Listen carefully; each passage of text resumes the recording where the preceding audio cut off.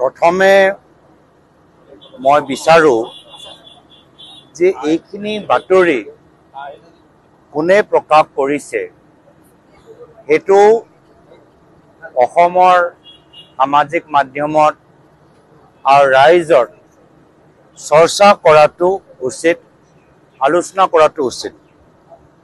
মই বিচাৰো যে ৰাইজে প্ৰথমে চাওক যে এই ধৰণৰ বাতৰি কোনে প্ৰথমতে প্ৰকাশ কৰিছে।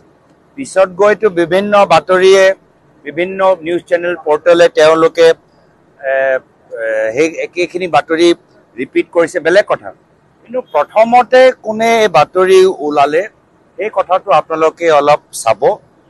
যিহেতু এই বাতৰি বৰ্তমানত আজি যিজন নাম ওলাইছে সেইজন ব্যক্তিৰ কংগ্ৰেছ দলৰ লগত কোনো সম্পৰ্ক নাই, কংগ্ৰেছ দলৰ সদস্য নহয়, কংগ্ৰেছ দলৰ আইনী বিভাগৰ সদস্য নহয়। তো যেতিয়া তেওঁ বৰ্তমান কংগ্ৰেছ দলৰ না লিগেল ডিপাৰ্টমেণ্টৰ না আমাৰ মেম্বাৰ হয়, তেতিয়া কি স্বাৰ্থত যিজনে এই বাতৰি বা য'ত এই বাতৰি ওলালে কি স্বাৰ্থত এই বাতৰি তদন্ত নকৰাকৈ, অধ্যয়ন নকৰাকৈ এই বাতৰি কি স্বাৰ্থত প্ৰকাশ কৰিল?